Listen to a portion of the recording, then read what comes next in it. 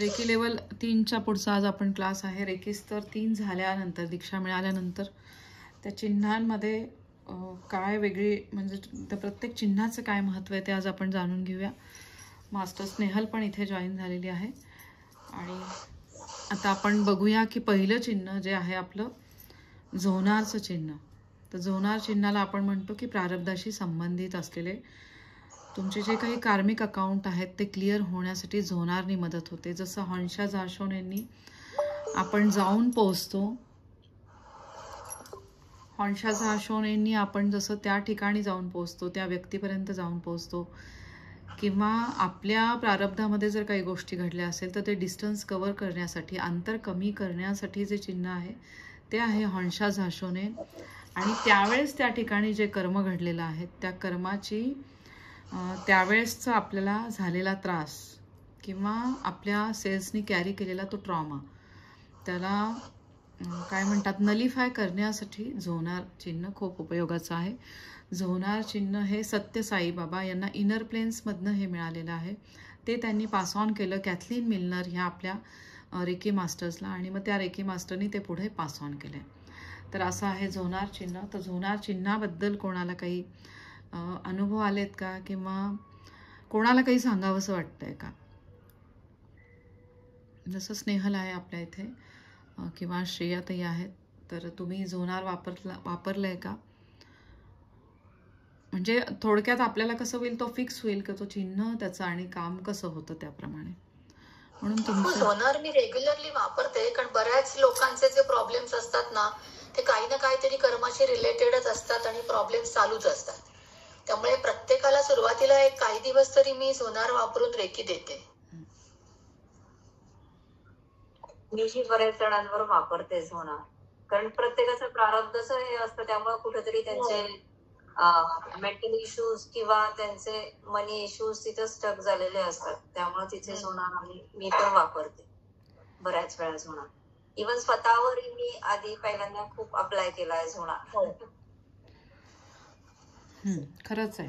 झोनार चिन्ह जेव्हा आपण आपल्यावर पण वापरतो तेव्हा आपल्याला लक्षात येतं की प्रत्येकाचं, जसं आत्ता म्हटल्या श्रेयात आहे की प्रत्येकाचं कार्मिक अकाउंट आहे, प्रारब्ध प्रत्येकाचं वेगळं आहे, त्याप्रमाणे त्याला ह्या आयुष्यामध्ये यश मिळतं, कीर्ती आणि समाधान. तर ते आपल्याला असं वाटतं की अरे हे आधी का नाही कळाली मला गोष्ट, किंवा आधी का नाही झालं. तर रेकी झाल्यानंतर, रेकी स्तर 3ची दीक्षा झाल्यानंतर या चिन्हाची ही जादू आहे.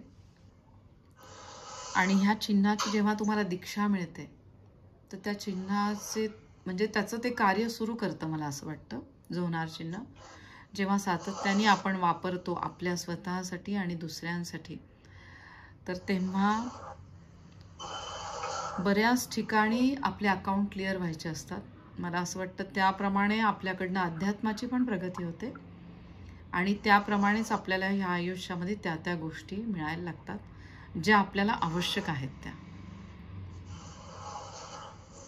तर इथे हे तुम्हाला फक्त मी जेव्हा ते झोनार वापरून रेकी देते तेव्हा हिलिंग करताना एवढंच म्हणते की या माझ्याकडे जो प्रॉब्लेम ती व्यक्ती घेऊन आलेली आहे त्या व्यक्तीशी संबंधित काही कर्म असेल तर ते त्याचं क्लिअर व्हावं. कारण नाहीतर उगाचच प्रारब्धात ढवळाढवळ केली असं नको व्हायला. बाकीचे काही त्याचे कार्मिक असेल आपल्याला काय माहिती. पण माझ्याकडे ज्या अर्थी एखादी व्यक्ती एखाद्या पर्टिक्युलर प्रॉब्लेमसाठी येते तेव्हा तेवढ्या पुरता त्याचा प्रॉब्लेम तो काय जे त्याचं कर्म असेल त्याच्यामुळे तो प्रॉब्लेम स्टकअप झाला असेल तर तेवढं हील व्हावं एवढं मी मात्र इंटेन्शन ठेवते. एक तुम्ही अजून करू शकता श्रेयाताई. आपल्यातलीच एक रेकी मास्टर रेवती मालवणकर, ती म्हटली की मॅम आपल्याला खरंच कोणाचं प्रारब्ध माहिती नाही आहे, तर त्या वैश्विक शक्तीलाच आपण सांगायचं झोनार काढल्यावर त्या व्यक्तीसाठी पर्टिक्युलरली की त्या वैश्विक शक्तीला जे योग्य वाटतंय त्या व्यक्तीसाठी तसं होऊ दे. म्हणजे असं मी वैश्विक शक्तीला सांगते की त्या व्यक्तीसाठी जे योग्य असेल ते होऊ दे.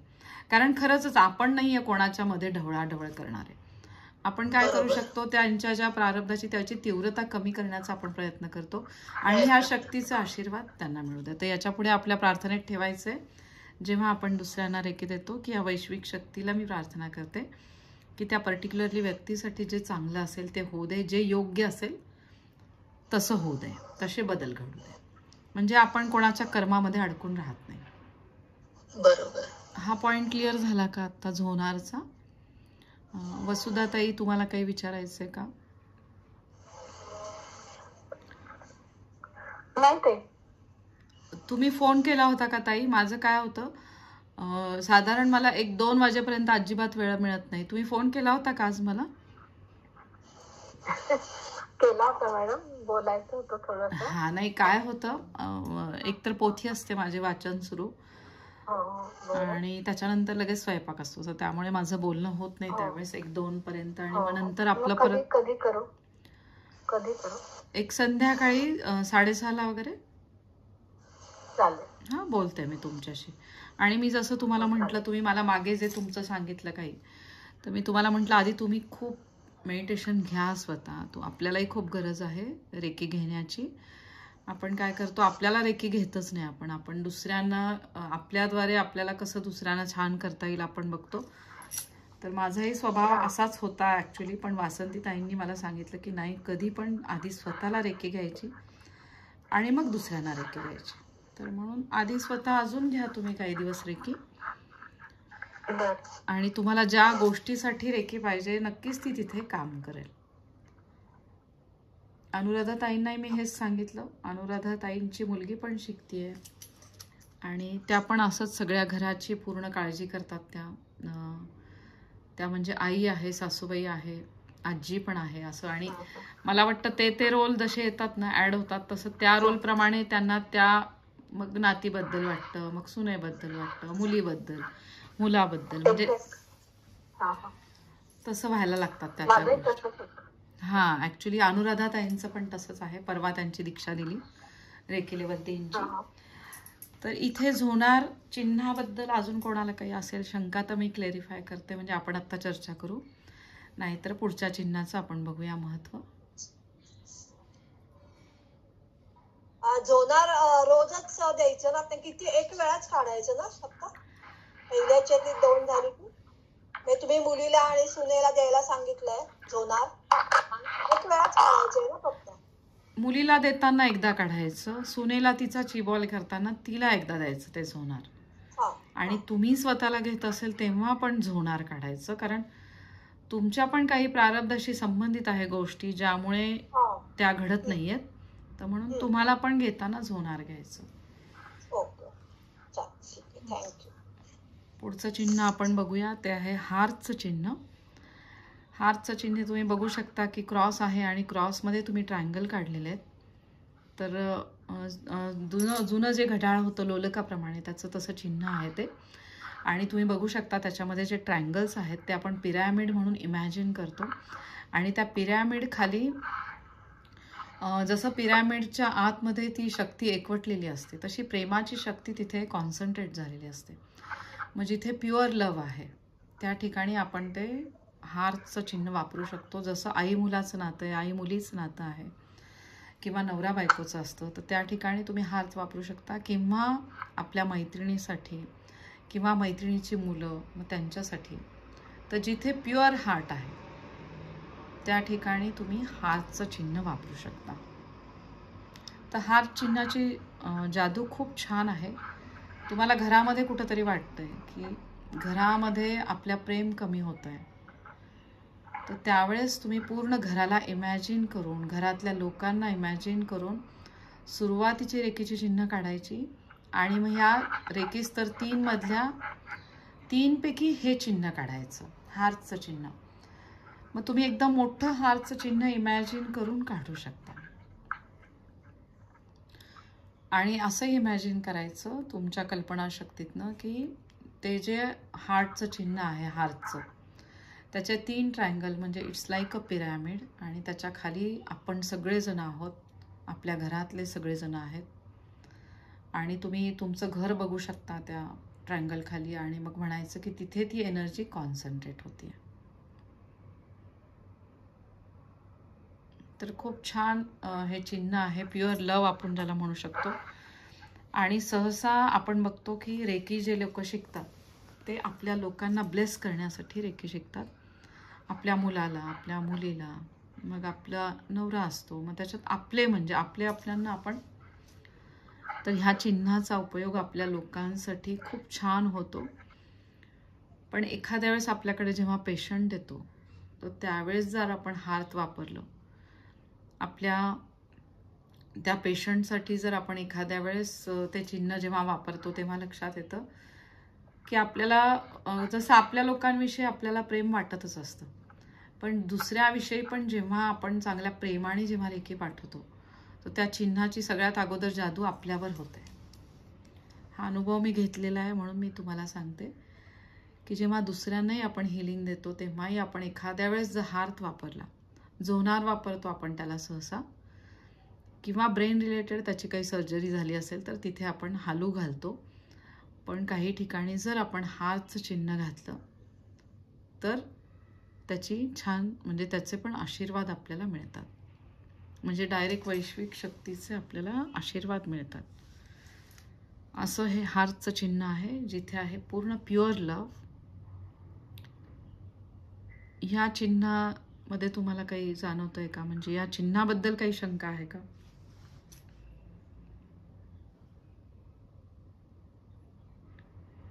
अनुराधाताई किंवा वसुधाताई? माझ्याकडे सध्या एक केस आहे.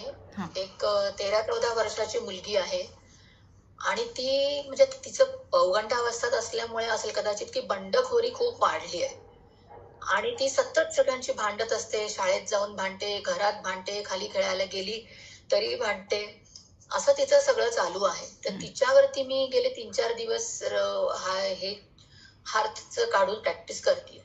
तर बघूया काय तिचं इफेक्ट होतोय. नक्कीच होणार, नक्की होईल. छान आहे, बरोबर वापरताय तुम्ही. बरोबर आणि आहे. ती अभ्यास करत नाही. आता आई वडील दोघंही नोकरी करतात. घरी येते शाळेतनं येऊन मोबाईल बघत बसते 4 तास. अभ्यास करत नाही, मग सारखी नापास होते, अशी ती केस आहे.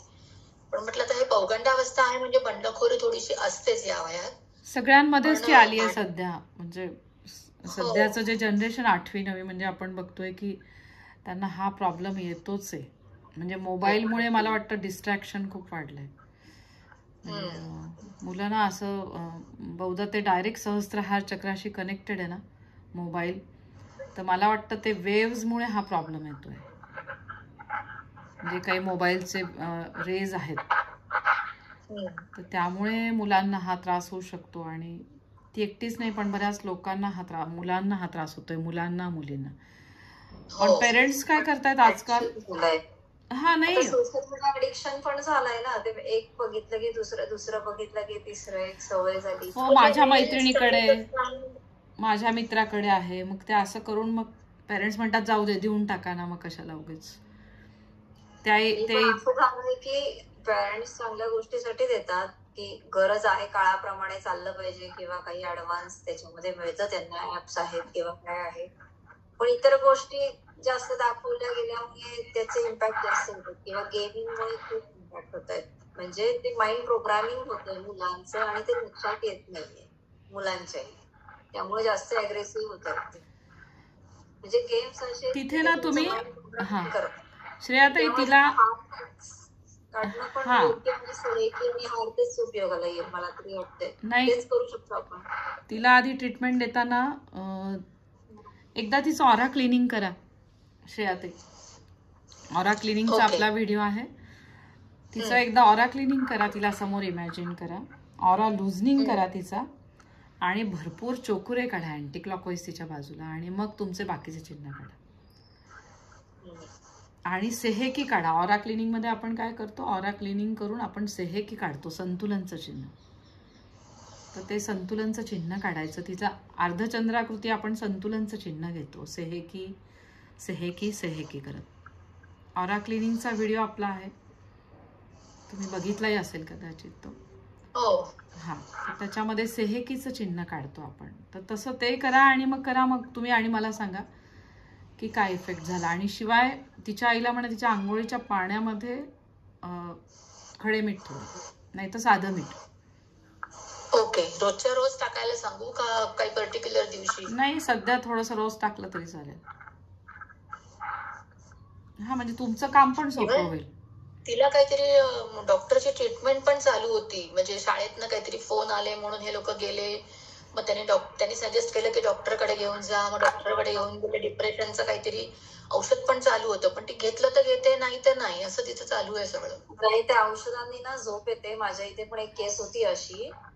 मग पण आता हे पटणं त्यांना अवघड होतं नाही का. मी माझ्या लेवलला म्हणजे आपण मनातून हे करतोच ना एखाद्यासाठी, तसं मी करत हो. होते तिला मार्ग मिळावा म्हणून. अशी केस होती. पण काय होतं की या ह्याच्यामध्ये त्यांचे हार्मोनल चेंजेस पण असतात आणि इतरही असतं आणि फिअर जास्त असतो त्यांच्या मनामध्ये. आणि मग त्या गोष्टी ते म्हणजे काय हव्याच याच्यासाठी मग त्या हट्ट करतात असं हो. होतं. की माझ्याकडं पालकांचं लक्ष नाहीये, माझ्याकडे देत नाहीये. हा एक त्यांचा ते एक केऑस निर्माण करतं स्वतःभोवतीच की तुमचं लक्षच नाही माझ्याकडे. बरं मग लक्ष दिलं तर तुमचं अति लक्ष आहे. म्हणजे ते म्हणजे ते असं वेगळ्या सर्टन एजला असतात ना की म्हणजे असं होतं त्यांच्याकडनं. आणि बरोबर. त्यांना कळत नाही. म्हणजे माझ्याकडे एक केस होती की 10वीतली होती ती मुलगी आणि ती काहीच करत नव्हती. मी बोलले पण मॅडमशी की ती काही हे करत नव्हती, पण तिच्या आईला हे पटण्यासारखं नव्हतं आणि तिची मेडिकल ट्रीटमेंट चालू होती. आणि बघितलं किती दिवसभर झोपायची. तिला म्हटलं काय करतेस ग तू, तर मला म्हणते काही नाही. म्हटलं किती वाजता उठते, म्हणते 8 वाजता उठते. म्हटलं 10वीचं वर्ष आहे, 8 वाजता का उठते. नाही म्हणे माझी झोप नाही पूर्ण होत तेव्हा. आणि ती अशी वेड्यासारखी दिसायला लागली. म्हणजे नाही का ते मेडिसिन्स घेऊन काउन्सिलिंग केलं तिचं. पण काउन्सिलिंग केलं तरी तिचं एकच म्हणणं होतं की तुम्ही माझ्याकडे लक्ष देत नाही त्याच्याकडं, माझं हे दुखतं, माझं ते दुखतं. बरं त्यावेळेस एवढं केलं की त्या टायमिंगला तिला घेऊन डॉक्टरकडे जायचे. सगळे चेकअप केले, बघ सगळे नॉर्मल आहेत, तरी तू का म्हणते. नाही म्हणे ते मला हे झालंय. शेवट तिला तिच्या आईनी म्हणजे आता तिने तो मार्ग निवडला की हिप्नोसिस केलं, हिप्नोबॅलन्स ट्रीटमेंट केली. आणि जे काही होतं तिच्या ह्याच्यामध्ये जे स्ट्रक झालेलं होतं ते सगळं ते त्यांनी तिथं डिझॉल्व्ह करून परत रिप्रोग्रामिंग करून तिला चार्ज केलं थोडक्यात. NLP म्हणजे ती ट्रीटमेंट तिला त्यांनी लागू केली आणि त्याच्यानंतर आता ती स्कूलला जायला लागली. नाही, माझ्याकडे एक केस होती अशी.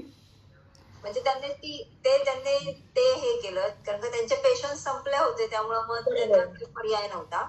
आणि मेडिसिन्स मी सांगितलेलं बंद करा, मग ते मेडिसिन्स पण त्यांनी बंद केलेले. आणि ती कुठल्याच ह्याला बसायला मेडिटेशनला नाही बसायची, काहीच नाही करायची. आणि संध्याकाळ झाली की ती रडायला सुरुवात करायची, ओरडायला सुरुवात करायची. म्हणजे असं वेगळंच हायपर व्हायलंट काहीही कारणावरून उभीच व्हायची. मुलांमध्ये राहायला लागलेली होती, गाडी घेऊन जायची. मग तीच पाहिजेत मुलं किंवा त्यांच्यातच राहायचंय मला, ते माझे मित्र आहेत. म्हणजे वेगळेच बिहेवियर तिचे म्हणजे वेगळंच चालू होतं सगळं असं. आणि मग तिला विचारलं ना की काय, तर तिचं म्हणणं की तिचे आजोबा म्हणजे त्यांना किडनीचा त्रास होता, डायलिसिसवर होते. आणि मग एकदा त्यांचं हे झालं तर ब्लडिंग झालं आणि ते बघितलं आणि मी शॉक झाले. म्हटलं बघितलं आणि शॉक झाले ठीक आहे, तुला सगळं माहिती होतं, तू बघत होतीस. शॉक झालं ते शॉक झाल्याचा परिणाम की वेगळा होतो. हे बाकीचे बिहेवियर जे आहेत तुझे ते त्याला काही रिलेट करत नाही ना. त्याला रिलेट करत नव्हते, पण तिने ते घेऊन आता मोबाईल पण तिच्या हातात, मोबाईलला सुद्धा ती कोणाला हात लावून द्यायची नाही. म्हणजे ते पण एक होतं की आता जे गेम्स असतात यांचे GTY सिटी किंवा असे, तर वेगळ्या वेगळ्या ठिकाणून सगळे जॉईन होतात मुलं आणि ते खेळतात आणि मग ते टास्क देतात एकमेकांना किंवा त्यातून त्यांची मैत्री होते. हा एक नवीन प्रकार चालू झालाय. आणि त्याच्यामध्ये असं मुलांना प्रोग्राम करतात की जे सांगेल ना तो टास्क पूर्ण केला तर तुम्ही म्हणजे खूप छान. मग अक्षरशः मुलं उडीही मारतात, आई वडिलांना मारतातही. म्हणजे एवढ्या याला ते प्रोग्रामिंग केलं जातं त्यांना त्या खेळातून. आणि ते मध्ये काहीतरी एक आत्महत्येची केस पण आली होती ना, ते उडी मारली त्या मुलाने. आत्महत्येची केस मलाही तेच आठवलं. त्या मुलाने अशीच आत्महत्या केली होती या गेमच्या ह्याच्यामुळेच. असाच 9वी 10वीतला मुलगा होता, चांगला सुखवस्तू घरातला. बरोबर आहे. हल्ली नवीन मुलांचं ना सगळं बदललेलंच आहे. म्हणजे आपल्या इंटरनेटचा अतिरेक आहे हा सगळा. पण अतिरेक झाला, अशी केस आपण हँडल केलेली आहे. चांगला उपयोग होण्यापेक्षा दुरुपयोगच काही काही ठिकाणी व्हायला लागलेला आहे खरोखर. नाही, हिलिंग ग्रुप मध्ये आपण अशी केस केलेली आहे. होतं की मुलांशी संवादच नाही होत आई वडिलांचा. म्हणजे ते कामामध्ये असतात, ते पण खाली कामामध्ये असायचे. म्हणजे त्यांचं म्हणणं असतं की कामामध्ये असतात ते त्यांचं ऐकायला लहानपणापासून त्यांना वेळ नसतो किंवा काही नाही का जॉबमुळे किंवा रात्री. मुलांकडे लक्ष देणं खूप गरज आहे, त्यांना वेळ देणंही गरजेचंच आहे. त्याला काही दुसरा पर्याय ते एक घर करतात ते निर्माण आणि मग पेरेंट्स आणि त्यांच्यामध्ये खूप मोठी तफावत होते आणि मग त्यांना शेअरिंगला पेरेंट्स पेक्षा बाहेरचे जास्त जवळचे वाटायला लागतात. जवळचे वाटायला लागतात आणि मग त्यांनी मिसगाईड केलं की मुलं अशी कुठेतरी हे होत जातात. मग तिथं थोडस ना खूपच ऐकायला येत आहे असं. तिच्या आई किंवा बाबांमध्ये पण तुम्ही असं म्हणजे दोघांना इमॅजिन करून हातचे चिन्ह काढून आपण त्यांना जवळ ते जवळचे व्हावेत आणि त्यांच्याशी तिने बोलावं हे असं हा. करू शकतो. म्हणजे पूर्ण फॅमिलीलाच द्यायला हवी असं. हा फॅमिलीला म्हणजे ते त्यांचे प्रॉब्लेम लवकर सॉल्व्ह होतील असं मला वाटतं. एकटीवर आपण हात काढून काय करणार आहात? आपण काय करणार ना म्हणजे बरोबर. तिचं कम्युनिकेशन कारण ती सगळ्यांचीच अशी भडकल्यासारखी वागतेय म्हणून मी म्हटलं की आपण तिच्यावरतीच काढलेलं बरं असं मी म्हणत होते. पण ठीक आहे, आता तिच्या आई वडिलांवरती पण काढून बघूया. म्हणजे त्यांनी काही चिबॉलच फायदा होत घ्यायचा, असेल तर. चिबॉल मध्ये सगळ्यांना घ्यायचं. करायचं सगळ्यांना. पण मग ते चिबॉल मध्ये सपोज आता मी आज सपोज एक लोणार काढून त्यांना त्याचं कार्मिक हिलिंग व्हावं असं त्यांना हे केलं आणि मग 7 दिवसांनी मला वाटलं की नाही आता बास झालं, आता पुढे आपण प्रोग्रेस करूया. मग नवीन चिन्ह काढून चालतं का? हो चालतं. हो हो मग ते आधीचं काढलेलं चिन्ह काय करायचं? म्हणजे असं नाही, ते पुसण्यासारखं आपण करायचं? तेवढ्या दिवसाकरताच प्रोग्रामिंग केलं होतं ना ते चिन्ह. त्या ओके. चिबॉलला प्रोग्रामिंग करायचं. आता आपण रोज जर देत असू तर आपण रोज नवीन अप्लाय करू शकतो ना की आपल्याला वाटलं बाबा की ते आपल्याला त्याची प्रोग्रेस कळते ना त्यांच्याकडनं. हो. मग प्रोग्रेस झाल्यानंतर आपण चिन्ह बदलू शकतो ना की आज हे बाबा बघूया त्याने काय हिलिंग होतंय असं हे. तुम्ही 2 दिवसाकरता तुम्ही झोनार टाका. मग अजून ओके. पुढचं तुम्ही 3rd डेला जेव्हा देणार आहे तोपर्यंत तुम्हाला काही कळलं तर ठीक आहे, नाही तर परत झोनार टाकूनच पूर्ण चिबॉलला तुम्ही घरातल्या लोकांना. ऑलरेडी 3 दिवस झाले हार्ट टाकून, तर त्यांचं काल वडिलांचं तिचं बोलणं झालं तर ते म्हणाले की 5% फरक आहे तिच्यात म्हणून. हा मग ती शांत झाली की मग म्हणजे तिचं रिलेशन बाकीच्यांशी चांगलं व्हावं म्हणून तसा चिबॉल करायचा मग.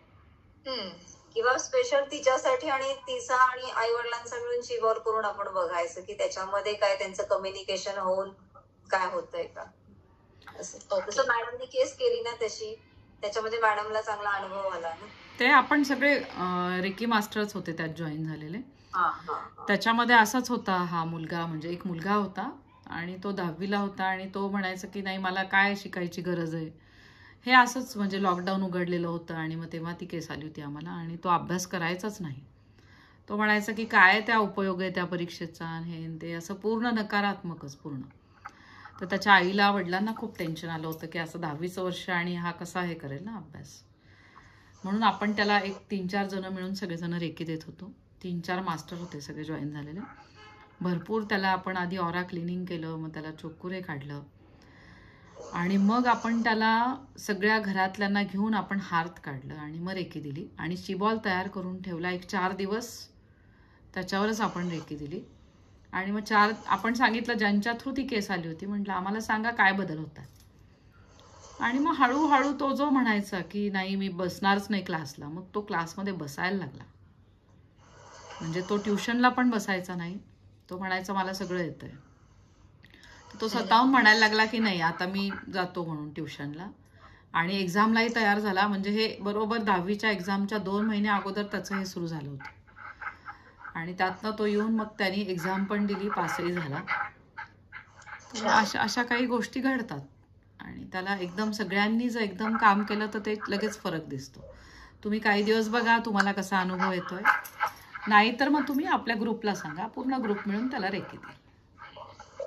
तेव्हा तुम्ही कळवा. म्हणजे कारण काही वेळेस एकट्याची पूर्ण होत नाही तेवढी रेकी, तर त्याला अजून पाहिजे असतात, तर त्यावेळेस तुम्ही सांगा. चालेल. तर हार चिन्हाचं मला वाटतं इथे काही आहे का अजून क्लिअर करण्यासारखं काही? आपल्या घरातच आपल्याला जेव्हा वाटतंय की एकमेकांशी बॉन्डिंग आपलं होत नाहीये, भेटल्या जात नाहीये किंवा काही, तर त्यावेळेस तुम्ही आपल्या घरातल्या लोकांना बघून तुम्ही तिथे हार्थ काढा. आणि एखाद्या वेळेस कोणी चिडचिड करतंय घरातला नातेवाईक वगैरे, तर तुम्ही कल्पनेतनं पटकन चोकुरे काढा आणि हार्थ काढा. डायरेक्ट हार्थ काढला तरी चालतो. ती व्यक्ती तुमच्या समोरच आहे ना, मग तिथे डिस्टन्स चिन्ह काढायची गरज नाही. डायरेक्ट हार्थ तुम्ही काढू शकता. चोकुरे काढा आणि हात काढा. किंवा काही ठिकाणी नातेवाईक असतात, अगदी जवळचे संबंध असतात आणि तरी छोट्याशा कारणामुळे त्यांच्यात काहीतरी होतं. तर त्यावेळेस आपल्याला वाटतं की अरे इतके छान हे नातेवाईक आहे आणि सगळं आहे आणि एवढ्याशा छोट्याशा किरकोळ कारणावरनं यांच्यात हे होतंय.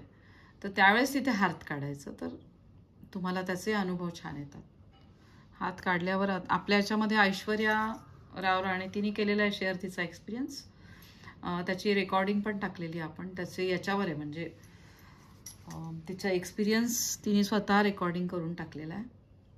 तर तिचा आहे म्हणजे अनुभव. ती कुठे पत्रिका द्यायला गेली होती ती आणि आपल्या भाऊबंदकीत आपण म्हणतो की जरा जुनं काहीतरी असतात ना वादावादी वगैरे. तर ती म्हणे मी तिथे कल्पना करून मी तिथे हात चिन्ह काढलं पटकन. तर ते एकमेकांसमोर आल्यावर त्या व्यक्ती एकदम छान बोलायला लागल्या. तर ती म्हणे मलाही खूप आश्चर्य वाटलं की हात चिन्हाची ही जादू आहे का. तर असं तुम्ही असं हात चिन्ह काढू शकता तुम्ही. आणि आता तिसरं चिन्ह आहे ते हालू चिन्ह, ज्याच्याने मेंटल एनर्जी वाढते. सहसा आपण मुलांसाठी ज्यांचे करिअर आहेत किंवा शाळेत शिकतायत त्यांच्यासाठी आपण सकाळी जर एकी देत असलो तर आपण हे चिन्ह काढतो. हे चिन्ह तुम्ही दुपारी जवळपास 3 ते 4 वाजेपर्यंत काढू शकता. जर रात्री काढलं तर काय होतं, ॲक्च्युली मेंटल एनर्जी ॲक्टिवेट होते आणि कदाचित ती व्यक्ती जिच्यासाठी आपण देतोय ती जागी राहू शकते. तर म्हणून आपण रात्री काढत नाही. पण जसं श्रेयाताई म्हटलं की त्यांचा मुलगा रात्रीच काम करतो आणि त्याला रात्री शांत असतं आणि आवडतं, तर त्यावेळेस श्रेयाताई तुम्ही काढायला काय हरकत नाही. हातचं चिन्ह तुम्ही काढू शकता. माझाही मुलगा ह्याच पठडीतला आहे. ते फक्त आत्ता जॉब आहे म्हणून तो झोपतो, नाही तर त्याला रात्री प्रचंड जागायला आवडतं. तो म्हणतो की रात्री क्रिएटिव्ह लोकच रात्री जागे असतात, असं त्याचं म्हणणं आहे. तर मी त्याला म्हटलं अरे वेळेत झोपायला पाहिजे, वेळेत उठायला पाहिजे. तो म्हणतो स्कूलमध्ये असताना हे सगळं केलेलं आहे, पण आत्ता माझं जे मला काही काम करायचं असतं ते रात्री मला शांत वाटतं आणि त्यावेळेसच मला करायला आवडतं. तर असं त्या मुलांचे वेगळे आहेत विचार. सगळं ते ऑर्गन क्लॉक बिघडतं पण त्याच्यामुळे. ऑर्गन क्लॉक नक्कीच बिघडतं, मलाही जाणवलं ते. विटॅमिन B12 डिफिशियन्सी हे सगळे चालू आहेत प्रॉब्लेम या मुलांचे, पण त्यांना ते काही कळतच नाही. कारण म्हणजे खूप प्रॉब्लेम होतात. मुलींचे पण खूप प्रॉब्लेम चालू झाले या जॉबच्या ह्याच्यामुळे. हो खूप प्रॉब्लेम्स आहेत. मेनोपॉज पण लवकर यायला लागलाय आजकाल. हो 40शीतच येतो. लवकर यायला लागले. तसं सगळंच आता चेंजच झाली. पिढीच सगळी बदलली टोटली, असं झालं. आपल्यासारखं आता राहिलंच नाही काय. नाही होणार आहे असं नाही म्हणायचं. आपण रेकीमध्ये आहोत त्यामुळे आपण सगळं चांगलं बोलायचं. 21 तारखेपर्यंत तरी सगळं पॉझिटिव्हच बोलायचं की नाही सगळं छान होणार आहे. आणि होत आहेत बदल, चांगले बदल होत आहेत या रेकी शक्तीमुळे.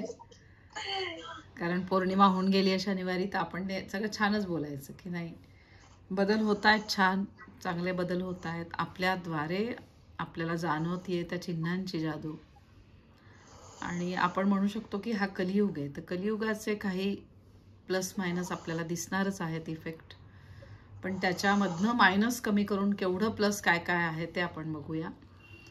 आणि असं आहे रेकी चिन्ह जे आहे हालू चिन्ह ज्याला म्हणतात, त्याच्या बेसला आहे झोनारमुळे प्रारब्ध क्लिअर व्हायला लागतं. आणि त्याच्यावर जे दिलंय ते पिरॅमिड प्रमाणे आहे. तिथे तुमच्या मेंदूची क्षमता वाढायला लागते, विचार करण्याची क्षमता वाढते, सहन कोणालाही करण्याची क्षमता तुमची वाढते, किंवा ज्या गोष्टी आवाक्यात नाही आहे त्या आवाक्यात यायला लागतात. आणि खूप छान जादू आहे हालू चिन्हाची. सहसा आपण हालू चिन्ह वापरतो ते जसं मी म्हटलं की शिक्षण मुलं घेत असतात तर त्यावेळेस हुशार मुलं असतात, पण ते कशात तरी त्यांची क्रिएटिव्हिटी व्यवस्थित मार्गी नाही लागत, तर त्यावेळेस हालू चिन्ह वापरू शकता तुम्ही. किंवा अजून कुठे हालू चिन्ह, तर जिथं ब्रेनच्या रिलेटेड काही सर्जरी झालेल्या असतात, किंवा आपण म्हणू शकतो स्ट्रोक आहे, पॅरालिसिस आहे, किंवा अति विचार करणारी लोक आणि इन्सोमनिया ज्यांना असतो, तर त्यावेळेस आपण तिथे हे चिन्ह सकाळी म्हणजे दुपारपर्यंत वापरू शकतो.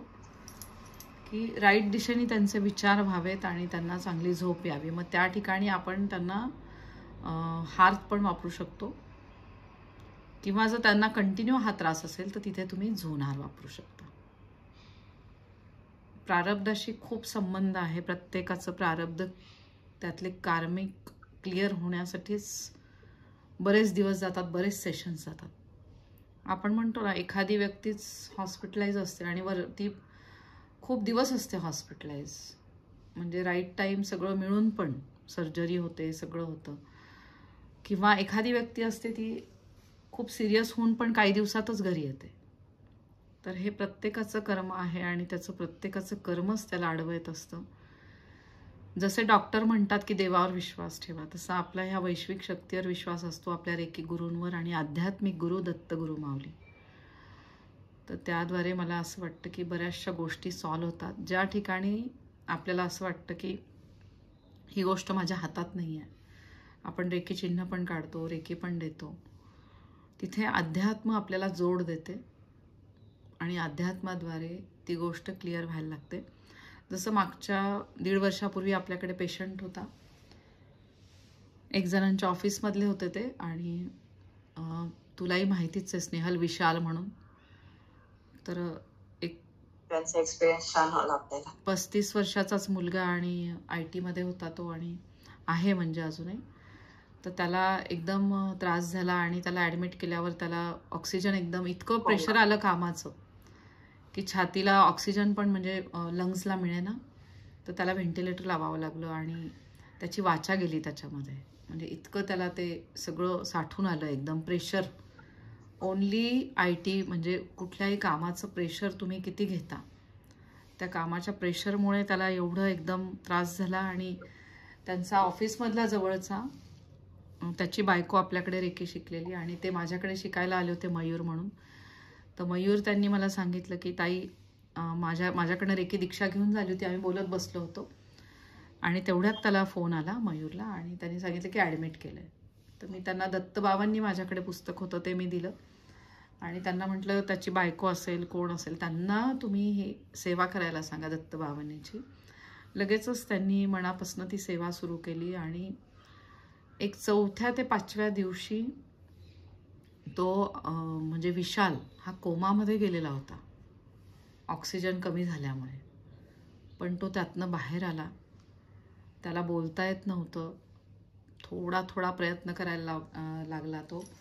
तर आम्ही पण इकडनं त्याला रेकी देत होतो सगळेजण, आणि तो बाहेर आला त्यातनं. म्हणजे थोडासा वेळ लागला त्याला, एक 15-20 दिवस त्याला हॉस्पिटलाइज राहावं लागलं, पण त्यातनं तो बाहेर आला. आणि आता मला एवढ्यात माहिती नाही, पण नंतर तो थोडं थोडं बोलायला लागला होता.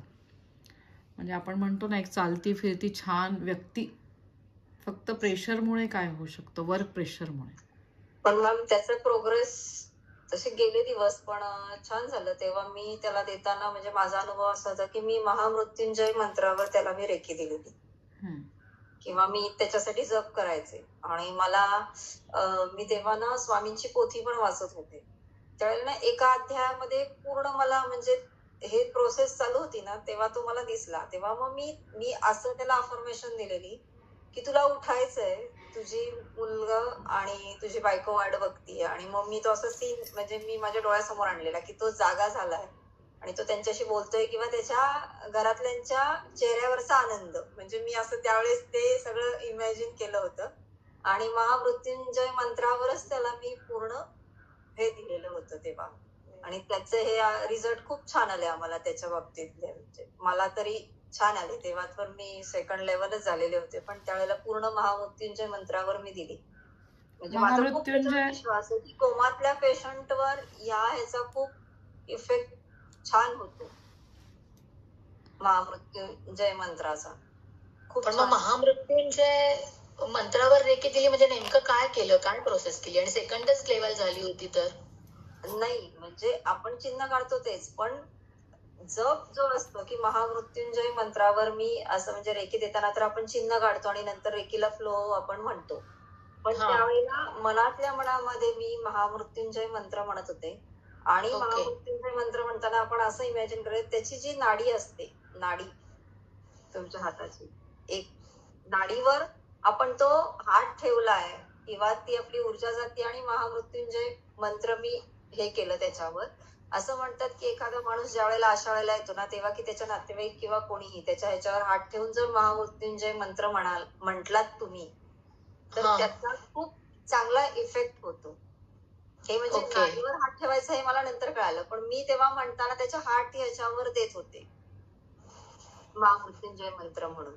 आणि त्याचा रिसर्च म्हणजे मी तो रिसर्च म्हणजे बघितला, ऐकला होता, म्हणून मी त्याच्यावर केला तो प्रयोग की दिल्लीमध्ये असं की त्यांनी अनुष्ठान केलेलं आणि एक वॉर्ड होता पूर्ण सगळ्या यांचा कोमाच्या पेशंटचा, आणि त्यातल्या काही यांनी अनुष्ठान केलेलं आणि ते अनुष्ठान तिकडे ते भटजी करायचे आणि त्याचे जे मंत्र ते म्हणत होते, उच्चार होता, त्याचे स्पीकर्स त्या वॉर्ड मध्ये लावल्या गेले. वॉर्ड मध्ये लावल्या गेले आणि त्यांना पेशंट मध्ये सुधारणा दिसली. म्हणजे तो एक प्रयोग केलेला आहे दिल्लीमध्ये, केलेला होता एका हॉस्पिटलमध्ये.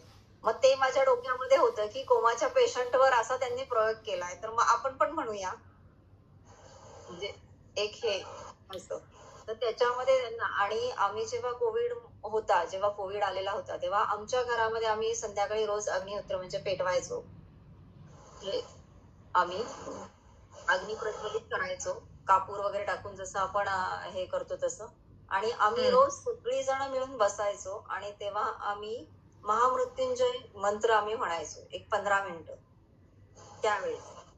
आणि त्याचे व्हायब्रेशन्स आम्हाला सगळ्यांना इतके छान, आणि म्हणजे कोविड तर आमच्याजवळ कधी आलाच नाही. माझे मिस्टर दुकानात जायचे, सगळं करायचे, सगळं करत होते, पण आम्हाला गावामध्ये खूप काही केसेस झाल्या, पण आमच्यापर्यंत काही आले नाही. म्हणजे त्यावेळेला आम्ही महामृत्युंजय आणि आपलं म्हणजे आपला तारक मंत्र पण म्हणायचो स्वामींचा, आणि आपलं याचं कुठला आपला ओम भूर्भुवस्वाहा तो पण आम्ही म्हणायचो, मुलांना घेऊन बसायचो. हा, एवढं आम्ही केलेलं होतं. त्यामुळे मला त्याचं खूप म्हणजे खूप छान. आणि मग ते ज्या लईमध्ये म्हणतात त्याप्रमाणे आम्ही रोज त्याच्यामध्ये इम्प्रुव्हमेंट करायचो आणि त्या ह्याच्यामध्ये टोन मध्ये आम्ही ते उच्चार म्हणायचो आणि त्याचे व्हायब्रेशन्स आम्हाला खूप छान जाणवले, म्हणजे त्यावेळेस केलेले. म्हणून मग मी तो प्रयोग, त्यावेळेला माझी पहिली केस होती अशी केलेलं, जस्ट शेअर केलं तुमच्याबरोबर. तुम्ही पण रेकी देताना तुमच्याकडे ज्या केस येतात श्रेयाताई, त्याच्यामध्ये तुम्ही तारक मंत्र हे करू शकतात स्वामींचा, किंवा दत्तबाबांनी त्यांच्या याच्याप्रमाणे. दत्तबाबांनीचे तर इफेक्ट भरपूर आहेत. दत्तबाबांनी पाठ नाहीये, मी मोबाईलवरती तुम्ही सांगितल्यापासून मोबाईलवरती ऐकते मी, पण पाठ नाहीये माझी. नाही, दत्तबाबांनी माझी पण पाठ नाहीये. आता छान अनुभव आला ना दत्तगुरूंचा, तुम्ही त्या मंत्रावर पण देऊ शकता किंवा त्यांना ऍज अ एंजल म्हणून बोलून आपण ते करू शकतो ना, की तुम्ही बघा, जसं त्यावेळेला मी स्वामींना हे केलं, त्यांची पोथी वाचताना त्यांना सांगितलं मी, म्हणजे की एवढा तरुण माणूस एवढा ह्याच्यामध्ये तुम्ही त्याला बाहेर काढा, त्याचं लहान मूल आहे किंवा त्याचं हे आहे, तसं आपण आपल्या एंजल्स ते त्यांना सांगून आपण हे करू शकतो अशा वेळेस. ते आपल्या एंजल्सच आहेत ना. दत्तबाबांनीचे त्यांना खूप छान इफेक्ट आले. म्हणजे त्यांच्या घरी आपण ती पोथी पोहोचली आणि माझ्याकडे बायचान्स तेव्हा उदी पण होती, तर ती उदी पण त्यांना दिली. गिरणारचं पण होतं आणि याचं पण होतं अक्कलकोटचं. ती त्यांच्यापर्यंत पोहोचली आणि त्यांच्या घरच्यांनी म्हणजे बायकोनी ते सुरू केलं आणि त्यांना त्याचे आशीर्वाद मिळाले, म्हणजे दत्तगुरू माऊलींचे, मग शिवशक्तीचे आणि रेखीचे शिवाय, म्हणजे त्याद्वारे ते त्यातनं बाहेर आले. म्हणजे जी व्यक्ती वाटलीच नव्हती की कोमातनं येईल बाहेर, ती व्यक्ती बाहेर आली. तर आणि त्यांना आपण कंटिन्यू रेकी देत होतो सकाळ संध्याकाळ, म्हणजे त्यावेळेस सुरू होते आपले रेकी सेशन सामूहिक, सगळे आपण रेकी देत होतो त्यांना. तर त्या सामूहिक रेकीचा एक फायदा असतो की सगळेजण मनापासून तिथे रेकी देत असतात. प्रत्येकाचा आपला आपला जप सुरू असतो आणि त्याद्वारे प्रत्येकाला असं वाटतं की ती व्यक्ती महत्त्वाची आणि ती त्यातनं बाहेर आली पाहिजे.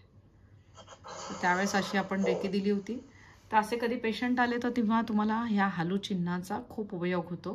मग त्यावेळेस आपण बघत नाही की रात्र आहे का काय आहे, तर त्यावेळेस ब्रेनच्या रिलेटेड काही सर्जरी असू दे, कोमात असू दे, तर त्यावेळेस हालू तुम्हाला चिन्ह कंपल्सरी काढायचं आहे. तर अशी हालू चिन्हाची जादू आहे. ह्याच्यामध्ये मला म्हणजे मला असा डाऊट आहे की हालू चिन्ह आपण वापरतो, पण मग म्हणजे काही वेळेला पेशंट रिस्पॉन्ड नसतो देत ना, त्यावेळेला आपण हालू चिन्ह वापरलं तर तो म्हणजे ओव्हर ऍक्टिव्ह होऊ शकतो ना, म्हणजे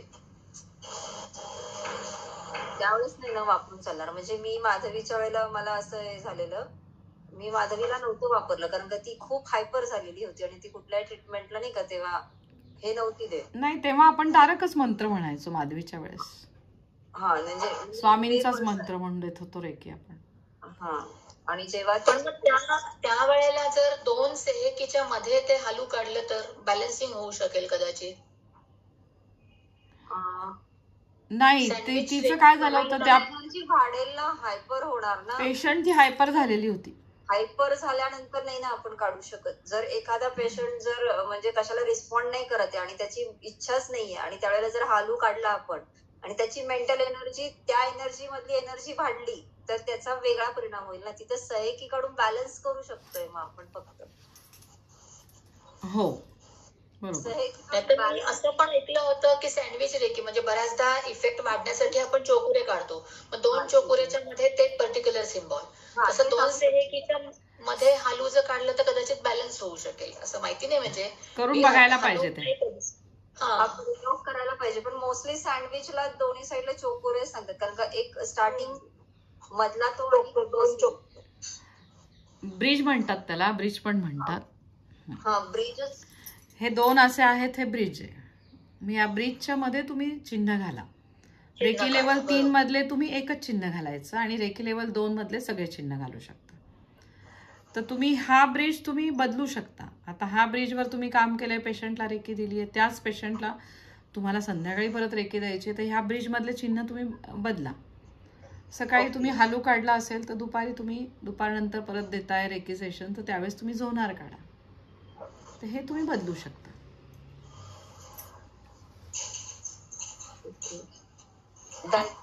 आपण नाही वापरू शकत का पेशंटवर? पेशंटवर सहसा मास्टरचं जे चिन्ह आहे, ऍक्च्युली ते मास्टर टू मास्टरच वापरायचं असतं सहसा. अच्छा. मास्टरचं चिन्ह हे असं आपण म्हणू शकतो की ते मास्टरसाठीच आहे आणि ती समोरची व्यक्ती तेवढी ते पाहिजे मास्टरचं चिन्ह आपण त्याच्यावर वापरण्यासाठी. म्हणजे मास्टर चिन्हाचं महत्व खूप आहे. म्हणजे एक मास्टर दुसऱ्या मास्टरसाठी वापरू शकतो असं आहे. हो हो. किंवा मास्टरचं चिन्ह तुम्ही कधी वापरू शकता की अगदी बाकी चिन्हांचा काही फरकच पडत नाहीये. ओके. सिव्हिअर केस मध्ये, सिव्हिअर एकदम केस की बाबा आता नाही काही दुसरा हेच नाहीये, त्यावेळेस तुम्ही मास्टरचं वापरायचं चिन्ह, तोपर्यंत नाही वापरायचं. म्हणजे असं आम्हाला वासंती ताईंनी सांगितलं होतं. पॉवर त्याची काहीतरी 100x नी वाढते असं मी ऐकलं होतं. तर मी काही मास्टर नाहीये त्याच्यामुळे मला काही अनुभव नाही. हा, त्याचा काय होतो, जसं आता म्हटली ना स्नेहल की त्याचं वेगळं काही होऊ शकतं.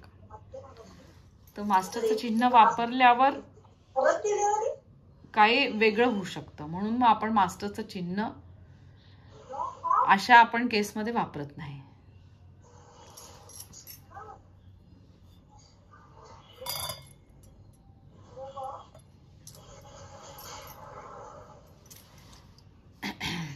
मॅम ब्रिज मध्ये फर्स्ट आपलं जे असतं त्या पोझिशनला का हे अशा पोझिशनलाच काढायचं का आपले? नाही, हे अशीच पोझिशन आधी आपण काढतोय उजव्या हाताचं अँटी क्लॉकवाईज चोकुरे, इथे बाकीचे चिन्ह आणि मग त्या पेशंटला रेकी देऊन झाल्यावर हे इकडचं डाव्या हात.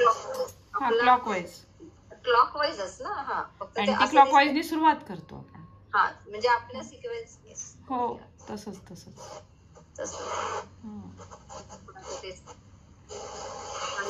काढायला सुरुवात केली आहे तसं ब्रिज. हो. काही पर्टिक्युलर त्यांच्या विश बॉक्स मध्ये काढून ठेवू शकता, चिवॉल मध्ये काढून ठेवू शकता ब्रिज तुम्ही. हा, ब्रिज काढू शकतो. आता नवीन ज्या जॉईन झालेल्या आहेत त्या अनुराधाताई, तुम्हाला काही आहे का अजून प्रश्न? तुमचं मध्ये तुम्ही दुसरीकडे बोलत होता म्हणून आपण म्यूट केलं होतं तुम्हाला. तुम्ही अनम्यूट होऊन विचारू शकता काही विचारायचं असेल तर.